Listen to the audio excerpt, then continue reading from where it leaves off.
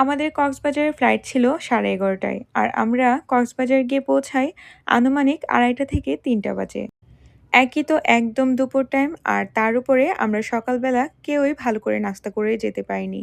তো সবাই হোটেলে যাওয়ার পর কোনো রকম ব্যাগ-ট্যাগ রেখে একটু ফ্রেশ হয়ে বেরিয়ে পড়ি খাবারের উদ্দেশ্যে।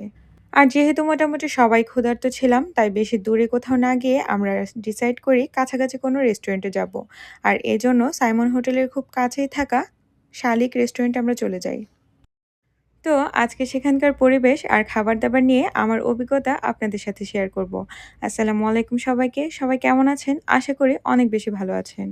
সত্যি কথা বলতে গেলে আমি যেহেতু গাছপ্রেমী, রেস্টুরেন্টে ঢোকার পরপরই তার লুক দেখেই আমি ফিদা হয়ে যাই।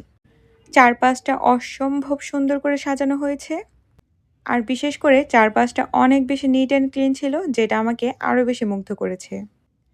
আর শালিক রেস্টুরেন্টে কিন্তু প্রচুর পরিমাণে ভিড় থাকে।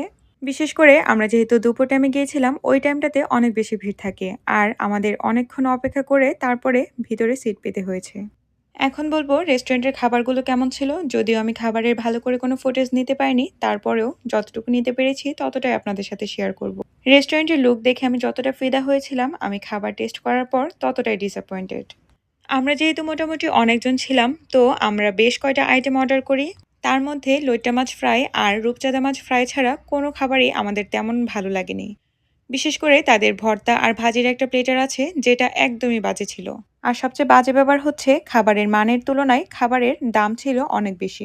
এখানে মোট 3টা স্টল ছিল আর 3টা স্টলে আলাদা আলাদা ধরনের খাবার পাওয়া যাচ্ছিল। আমরা শুধু রাইস আইটেমটাই ট্রাই করি, বাকিগুলোতে খাওয়া হয়নি।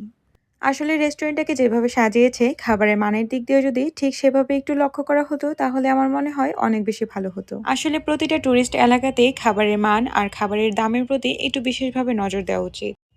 আপনারা যারা কক্সবাজার গিয়েছেন, তারা যদি শালিক রেস্টুরেন্টে খেয়ে থাকেন, তাহলে অবশ্যই তাদের খাবারগুলো আপনাদের কাছে কেমন লেগেছে তা আমাকে কমেন্ট করে জানাতে ভুলবেন না।